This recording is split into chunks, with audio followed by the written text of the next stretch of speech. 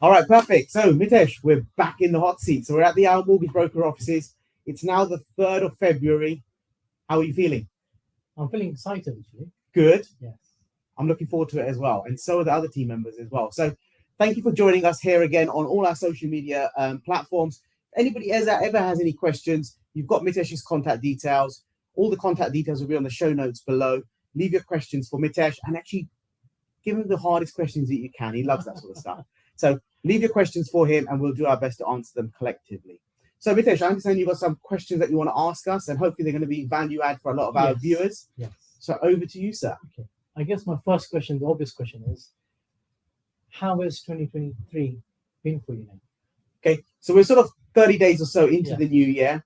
It's very early to say how the year is going to progress going forward. But if I put my finger on the pulse and you put me against with a bullet gun against my head, I would say we're very optimistic. And the reason why we say that is because September and October was very volatile for everybody in the market, whether you were an advisor, a mortgage holder, or a potential borrower going forward in 2023.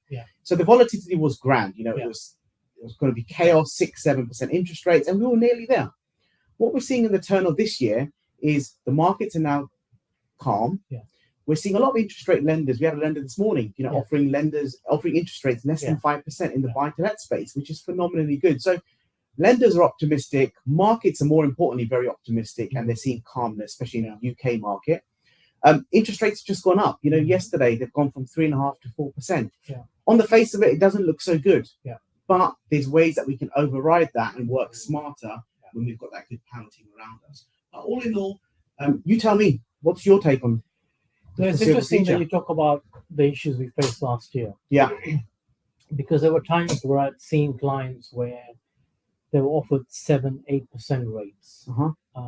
And it was a very scary time because the clients were pulling out on deals. They turned and said to me, look, this isn't going to work for my investment.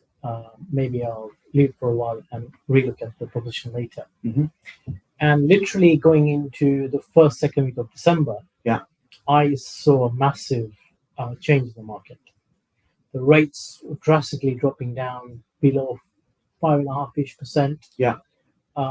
And it really gave me a sense that 2023 is going to be a good year. The reason why I said it is because the bulk of my clients are portfolio clients. And I was busy up to the 23rd of December. My phone was still ringing.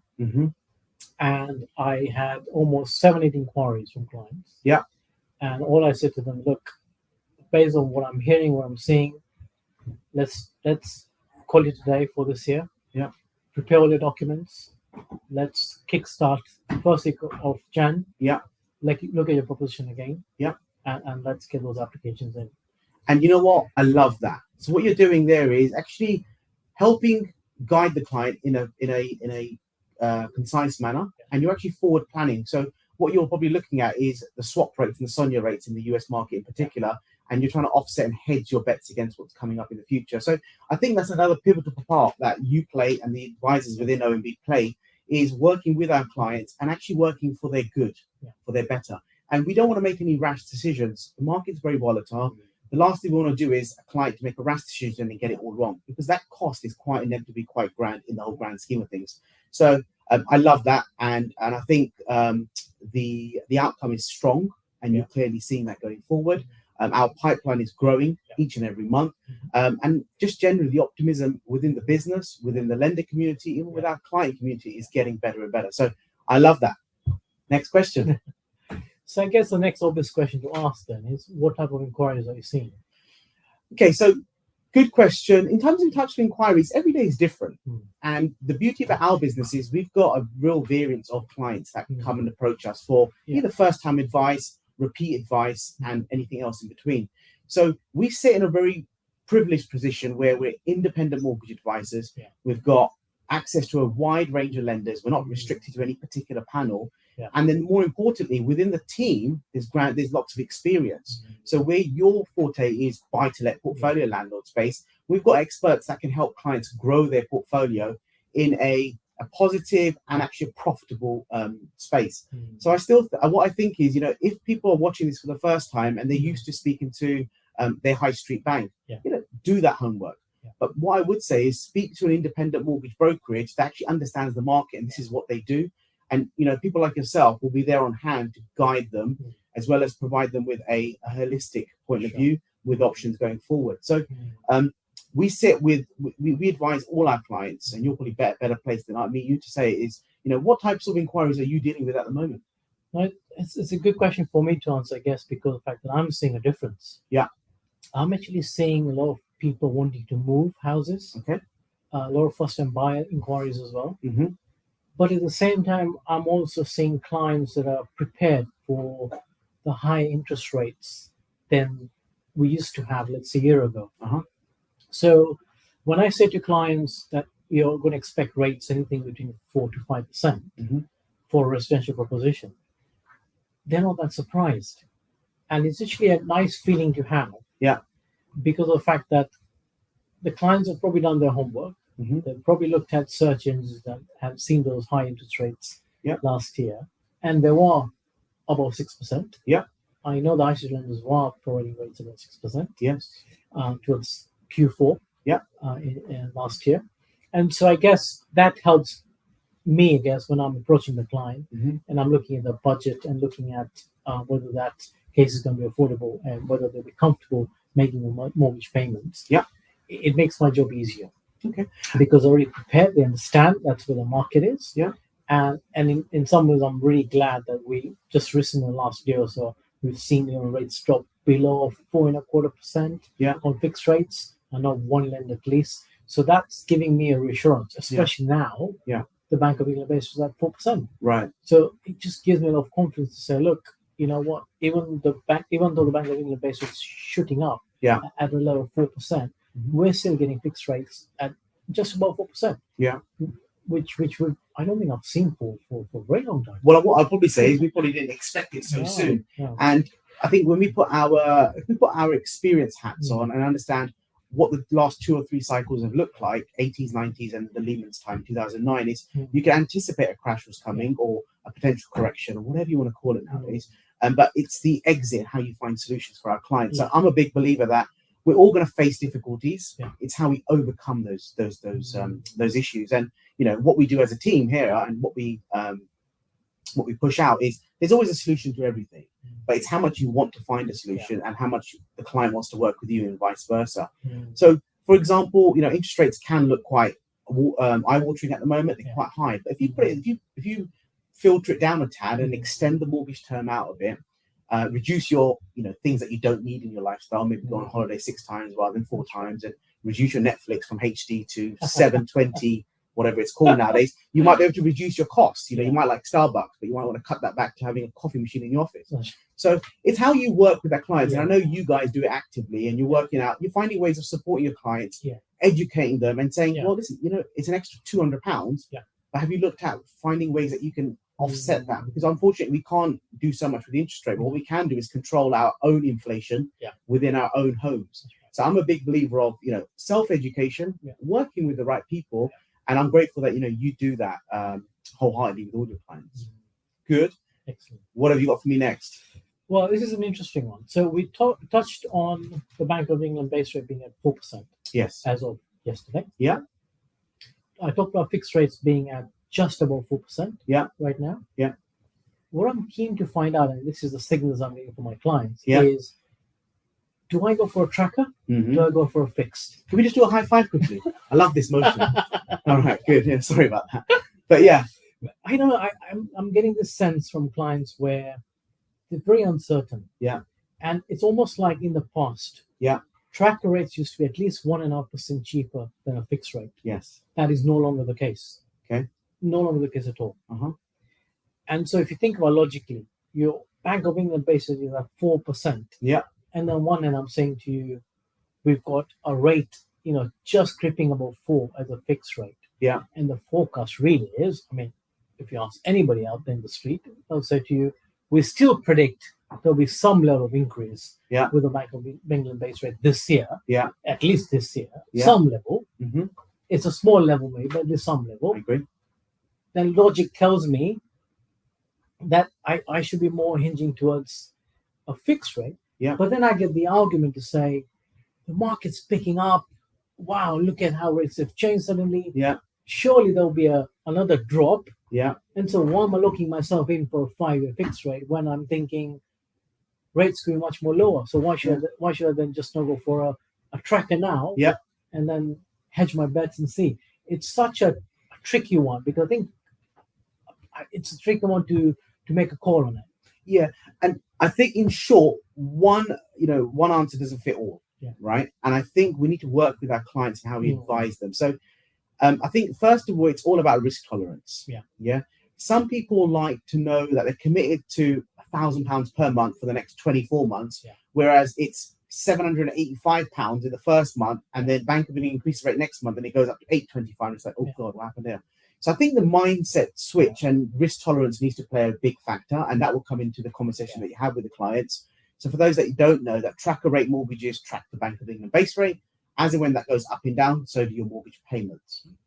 Whereas in a fixed rate, you are tied into a payment for that duration of time, whether it's 2-year, 3-year, 5-year fixed, and the like. So I think first and foremost, it's about risk tolerance. I think it's the other thing is more importantly is what the plans are going forward with that property. If you're looking to buy and sell in the next 2 years, then you're probably not going to go for a 5-year fix. You're probably going to go for a tracker or a 2-year fix. So I think it's understanding where you want to be and work backwards. I think generally the rule of thumb is in a low interest rate market, you fix for longer term for security and for obvious reasons. In a sort of volatile, higher interest rate market, you might want to consider or apply for a tracker rate or a 2-year fixed mortgage. So again, it's first of all, it's how long have you been around in the mortgage space for? How many mortgages have you had in your lifetime? Have you seen this cycle creep in before and after? And again, who are you being advised by? What's your circle of friends like? And taking advice from many others, because you can never know it all. But again, if you do your homework and not make any rash decisions, you should hopefully be able to hedge your bets and get the decision right.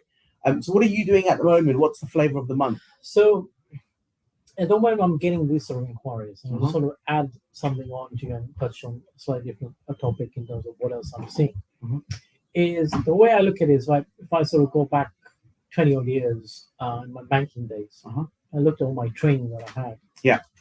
One of the things that I really loved doing when I was doing the fact find process is always talk about the question around, let's look at what's happening in your situation for the next 2-5 odd years down the road. Yeah. As a starting point, and then work backwards. Yes. And what that allows you to do is you then understand whether, let's say, the initial mindset in those initial conversation from the client is tracker. Yeah. Because it gives them the freedom then to fix, change, and all the flexibility and so on. Yeah.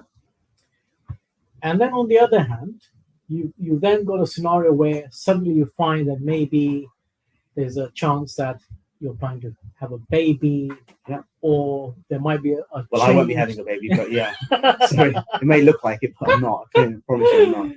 Or some kind of change in circumstances potentially in the future. Yeah. Maybe it's the type of industry in terms of the work environment.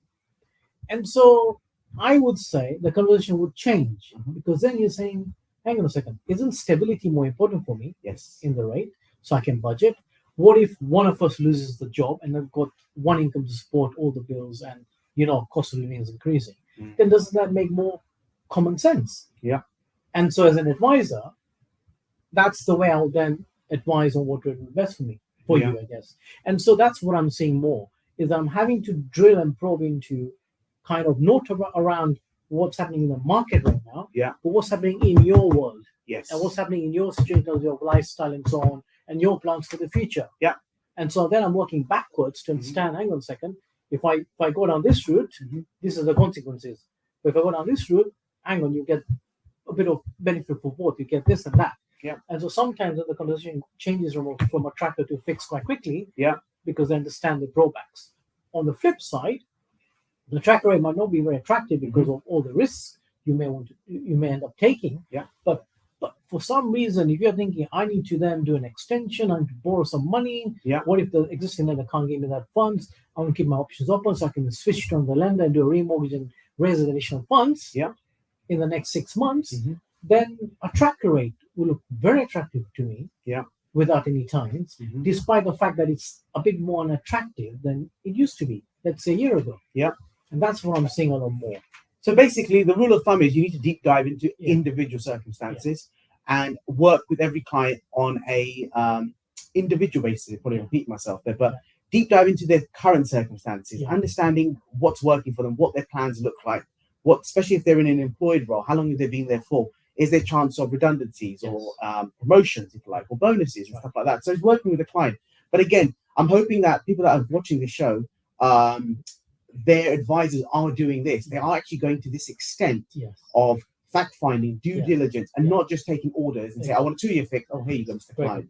And I think that's where the advice piece comes in. And what you and the team do is provide real-life advice and expertise and experiences, because you can add so much value to these people for the good, because ultimately it's their bottom line, it's their wallet that are taking the hit. So again, people that are watching this, I'm hoping that whoever they're taking advice from, whether it is our mortgage broker or not, but they've got the right person that can help them, guide them, and find right resolutions for them. So thank you so much for that. I really, really appreciate it. Do you have any more questions for me? I guess one last one, and then I guess we will then, I'm sure, do more videos like this in the coming few weeks. If the viewers want more videos, put it below, and then we'll try to get Mitesh back on again. So I guess my last question, I think, is an interesting one as well, is because I've been with you for 3 years now. I joined. God, he's still here. Sorry. And I joined in 2020, just a week or two before lockdown. Yeah. And I've seen a massive growth in the business. So much so that we have now also won certain awards, or also selected for certain awards. So if you could share that with me, and then maybe we would close. No, I really appreciate it. So first of all, thank you so much for still being the part of the OMB, and I mean that genuinely. I hope you've got no intentions to move anywhere yet, unless you're going to retire. But what I would say is, it's like anything. The harder you work, I think we've got this quote on there. I'm a great believer in luck, and I find the harder I work, the more I have of it, right? So I think it's first of all having the passion and doing the right thing for our clients first and foremost, and then having the right people amongst us. Because what can happen if you get a bad apple, everything else rots away, right? So the beauty about us as a business, we like to have fun, and hopefully you've seen this clearly from this video, right? So we like to have fun, but we take our job very seriously, first and foremost. So it's all about passion, desire, doing the right thing for the client, and it might not be a mortgage that we can help them with today. As long as you provide them with the right service, they will come back to you a year or two later, because we see this each and every week. So that is fundamentally what we're about. And yes, we've won an award for the most innovative mortgage brokerage in London and the home counties by SME News. We're also nominated for the best buy-to-let broker by Business Money Facts, and we get the news. We'll hopefully we'll win, or we'll become a finalist in April. So I'm looking forward to us all attending that award show in London. And that's just great to be on that podium with the larger mortgage brokerages. And it's nice that even if we don't win the award, but for us and for me and for us all, it's all about we're going in the right direction. We've been in business since 2018, but our banking, finance, and property experience goes all the way back to 2002. And many of the advisors, including yourself, have got the banking experience behind you, very well versed in banking, finance, and most importantly, is actually want to do the right thing by the client. And that is first and foremost what we pride ourselves on. So no, thank you so much for letting us share that, and hopefully you're proud of what you're doing at the moment. I certainly am. And by the way, I love your what do you call this top again? Gilet? No, gilet. Gilet. Okay, is that French? I like French wine. But thank you. I really appreciate it. No, thank you for your time. Good. Well, thank you for joining us. If you've got any questions for Mitesh, I'll leave Mitesh's contact details below on the show notes. We've also got many other videos with Mitesh on our YouTube channel. So check it out, subscribe, leave some comments, give him a call. He likes getting calls on a Sunday, mobile or email, preferably email, I take it. But listen, we're always open for you guys. Hopefully it's been insightful. As I said, any other questions, drop them below and we'll do another Q&A. Until next time, Mitesh. Thank you very much. No, thank you.